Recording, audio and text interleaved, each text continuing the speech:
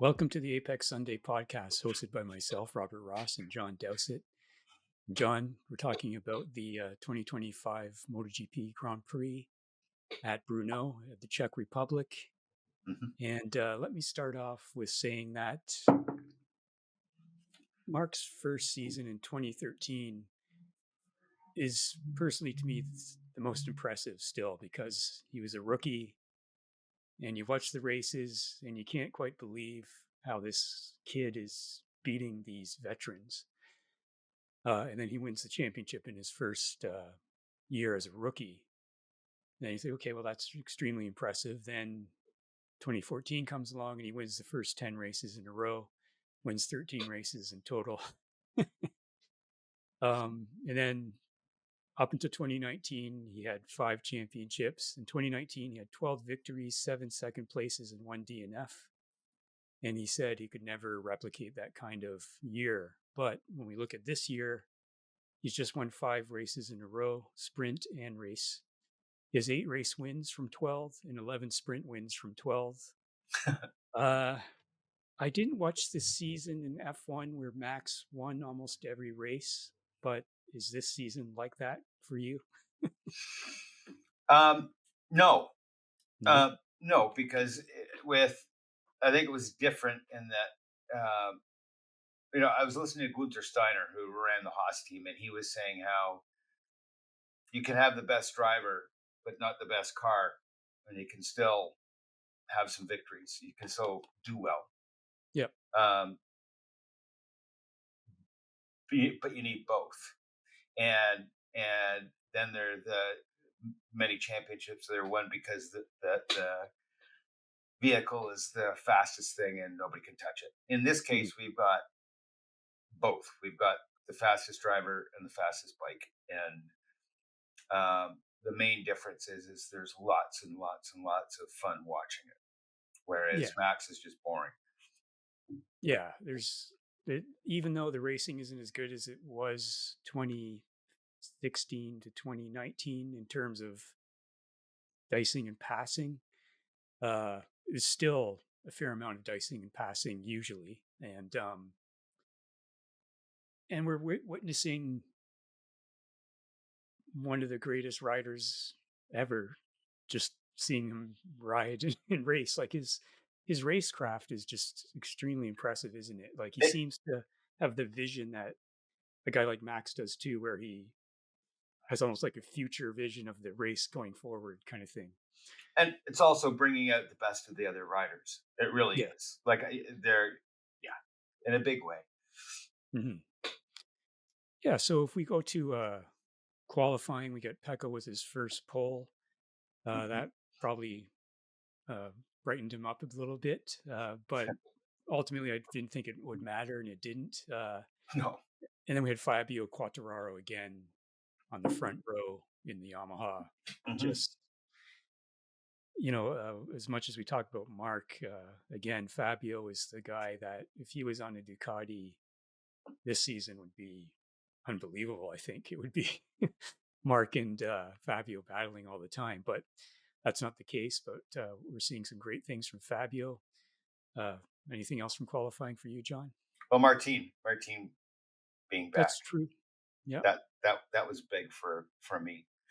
Yeah. Very impressive to get into Q2 directly on the comeback and recovering from all those terrible, terrible injuries. So, yes. Yeah. So if we move on to the sprint, we have, I guess, the tire pressure debacle. Pecco's was false, so he could have ignored it completely, but obviously he couldn't know that it was a false warning. Right. Apparently the organizers set the level too low in their settings, so there were no violations whatsoever. And Michelin has a tire that doesn't suffer from this, and they're not going to introduce it this year because the teams refuse to test it, and they're not going to release it next season because Michelin's like, well, you guys basically told us to get lost, and Pirelli's coming in 2027, so you're going to live with this situation. And so as it was happening, I imagined like explaining this to, because Liberty Media is coming in and they're going to promote it and try to get new viewers. How the hell do you explain this? What are your thoughts on that?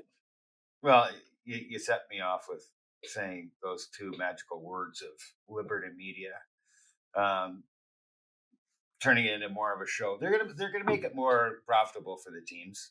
Uh, Yeah. I mean, they've done that in F1, um, but it's just ridiculous, isn't it? The tire is there. The tire's there. So do what you need to do to get it tested. Yeah. There are It enough. There just, are enough other riders that can test the tire. mhm, It's just just get ridiculous. it done, right? Yes. Like get it done. And I've run into this. I had this frustration with F1 too, where some ridiculous rule is there and they just don't get it done for the whole season. And this is now last season, this season, and next season. I mean, it doesn't happen all the time, but it's kind of, well, it's not kind of, it's just absurd that the guy in the lead is just sitting there looking back, waiting for a guy. It's uh, so and that it's made the sprint a the little pin, bit interesting. and Sorry. it's the pinnacle of the sport, isn't it? Yeah. Which really makes sense. No. Uh, we had two KTM's on the podium. I will say that this is a high grip circuit. They've resurfaced it and they haven't been here for years. And when they've come back, they were all faster right away. And I think the high grip is the key to the interesting results that we got in the sprint and the race.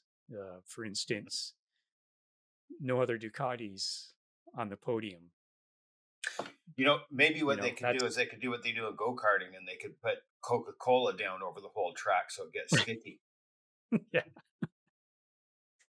So I don't know. The sprint, I couldn't really enjoy it because of that debacle. So, I don't have much more to say about the sprint other than it was a bit odd that Pecco, like the difference between Marc letting a rider by and Pecco letting a rider by was very different. Pecco just kept falling back and back, and Marc seemed to be like, "This is where I should do it." And I immediately get on the back of him. He seemed to be a bit more planned and a bit more responsive. So Absolutely, that's all I have to say about the sprint. Hmm. I think it didn't phase him, where I think it probably phased Pecco. Yeah.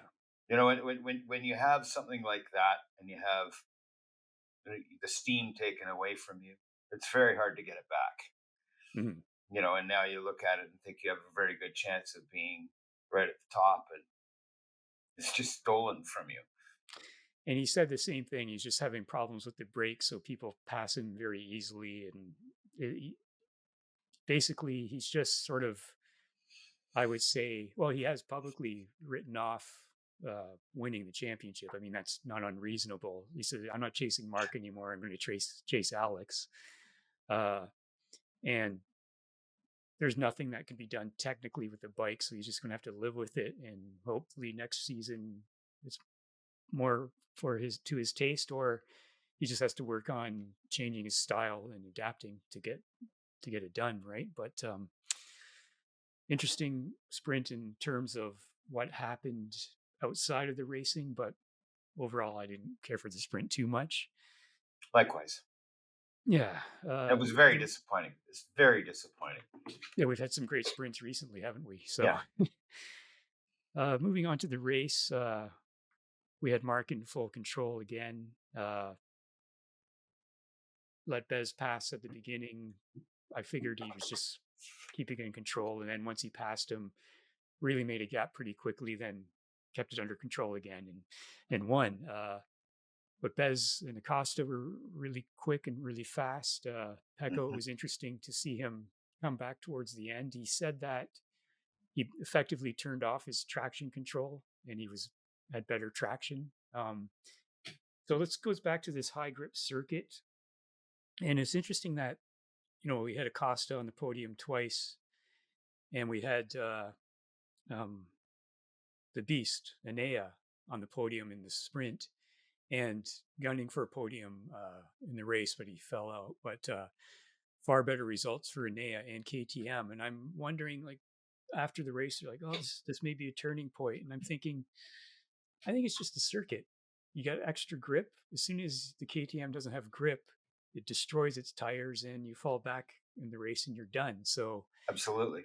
it's, to me, there was no turnaround. This is a circuit thing, and the only the only big drawback for KTM is that Maverick Vinales was injured from last race, and he probably would have been on the podium quite easily because he's pretty much been the best KTM rider Hmm. so far. So, and then we had Digia in 16th on the same bike that Marc and Pecco is on, and he just said that he went wrong in the setup, and so that sort of gave me insight into how sensitive these bikes can be.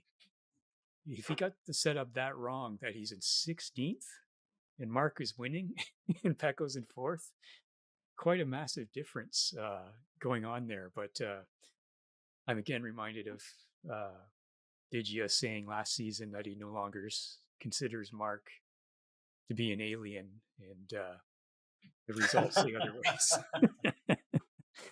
And then we saw Alex Marquez lose it and take out poor Joan Mir. He seems to be a rolling target this season. Yeah. But overall, race wasn't bad. Enjoyed Bezz and Acosta and Enea until Enea went out. What are your thoughts on the race? Bezz was the highlight for me. I Mm-hmm. mean, that was a phenomenal ride. And yeah, it was interesting seeing the bikes from one race to the next, how it's polar opposite. The last race they're sliding all over the place. They're a lot twitchier, and Yeah. here not so much. I wonder, and back to setup. It's this is if it isn't slippery, then setup is really critical. If you do have nice grip and balance in Mm-hmm. regards to the way the shocks are set up. And yeah, so it's big. But how much can they control um, the traction control and that sort of thing? Is it adjustable? I don't know. Yeah, they program it per corner per race, and it is adjustable. So, and it's even adjustable by the rider. They can turn it on more or less. From what I hear, most of the riders want as little as possible, but some places you need it. Some people argue, well, this is ridiculous. Just get rid of it entirely. You could do that maybe under the new rules, but 300 horsepower, two wheels, it's just not Yeah, perhaps not humanly. they shouldn't have it. They shouldn't have traction control, in my mind. Mm. This is the you want to hand it to the riders, and they're the best riders, so they should be able to handle it. That's my take on It's well, it's interesting. Like it's as least as possible, but they're definitely using it. So I'm not 100% sure on how it works and so forth, and how big a factor it is. But I'm also wondering if it's a manufacturer thing where they want some level of traction control for R&D or something. But when it comes to traction control. It's really simple in that having driven high performance cars with traction control, um, it sort of removes that need for Mark to go all out and crash to find out where the limit is. yeah, yeah, Um, so it does that. So it'd be good for somebody like Mark to learn a track, or to learn how his bike is going to perform on it. The odds are every time I've done that and I've turned it off, I've been faster yeah, with it turned off. And I think if you look to Formula One cars, I remember being at a race, and when they're doing their first practice sessions, they've got the traction control cranked, and they slowly turn it off to the point where they have it off, pretty much yeah, off. yeah. And maybe it's good for that. But I guess the riders would know that, and it's different on a bike, so maybe they're using it. But if it's going to compromise their performance, hopefully they're going to turn it off. Yeah, I mean, it's either minimal or Pecco said he turned it off. I don't know how accurate that is. Like maybe reduced it, who knows? But he definitely got faster. And Hmm. I remember years ago seeing Heinz Harald Frentzen, I think, in a Williams? sedan Oh, in a car sedan. in USA, and Mhm. he puts on the brakes or something, and he goes, "Oh, it's got, what do they call it? Anti-lock brakes and traction control." He's, "Oh, I can't drive this." It's, Yeah. so um, so these riders, I don't think they're begging for traction control. So I don't know what the factor is, but it was interesting to see Pecco turn it off or reduce it and then go faster. Well, But it's he definitely going to help them ultimately, at the start, right? yeah, ultimately didn't make the podium, but there you go. So in terms of rating, uh, I like the circuit. The racing wasn't the greatest. I'm going to give it a 6. And rider, uh, I'm going to give it to Enea, just for it was a completely different race for him this season. So it was his best weekend. What about yourself? Um, I would have a hard time going that high. I'd say more like a 4, um, mostly because there wasn't a lot of action. Mhm. Um, I would give it. Um, I'll give it a 7. I'll give it a 7 because of the lack of crashes and the way the drivers behave themselves. And there was still some great passes. I mean, really, no, seriously, there were some great passes where the riders behaved properly and didn't get angry and get red Yeah. mist and do crazy things. Um, and the rider is definitely Bezaki. I mean, that was phenomenal ride for him. He Yeah, it's needed that. great. Like, everyone assumes that Martin will be the team leader or whatever because he's a world champion, but Bezz is no slouch, and so Mhm. great to have Aprilia have those two good riders. And then another rider I will mention is Raul Fernandez at Trackhouse, Yes. who Yeah. I haven't seen much from since he got into MotoGP. Frankly, I think he's finished 5th in the race, so see if that kind of form continues. I mean, Mhm. sometimes you need to give certain riders, drivers, whatever, athletes a chance to develop and so forth. Not everyone arrives ready to win the championship like Marc, but we'll see where that goes. So we But had 3 week break. how Mhm. come we aren't picking Mark? I mean, Mark dominated the whole event. Well, Marc is by default the rider of the event, kind of, isn't he? So really, what we're doing is we're picking the best of the Second, rest. yeah, it's, I don't know. I just, again, I'm reminded of 2014, the 10 wins in a row. 2019, I think the record is 14 wins in a season. He's got 8. I think he's going to break that record. Probably break the record for points, even if we just count the races and not the sprints. I think the funny thing is, I looked at the last rider to win 5 races in a row was, take a guess, Mark, Marc. And the last rider before that, Marc. Mark. Yeah. So it's just, I just remember telling you when I first saw Marquez, like, oh, this guy is really special, and it's not, it's continuing on. It really is Marquez GP instead of MotoGP at the moment. What can you say that other than we're witnessing one of the best riders, and this is how you win championships and dominate, basically. It's incredible There's, domination. Like it it's is. phenomenal domination. Like Mhm. it's almost as if he's just cruising through it. And he's definitely got the confidence. I don't. I mean, after uh, in the corral, he was saying, "I rode really well. I'm riding really well." Yeah. Yeah, you are. It's it's also interesting that, again, a different kind of circuit, lots of, like, a high grip circuit instead of low grip, and it doesn't matter. He's good on all the types of circuits. Fast circuits, slow circuits, flat Yeah. circuits, technical circuits, testicular tracks, everything. Yeah, So that's why what you say about raising the level of the other riders. Like, you have to, if you, the standard is so high that you have to get to that standard or you're not going to get any results. So yeah. so we got a 3-week break, and then we have Austria next. And Austria is a circuit that Marc has never won in. He's come in second plenty of times, often at the last lap, often at the last corner, always beaten by a Ducati when he was on the Honda. So I expect him to win in at the Red Bull Ring. I wonder what the odds are. Yeah, what the betting odds are. Yeah, Yeah, I mean, it's such a short circuit too, right? Yeah, I like it. Yeah, we'll see what happens. Anyways, it's got elevation changes. Yeah, looking forward to it. Yeah, me too. All right, talk to you then. Thanks, John. Bye-bye. Bye. Bye.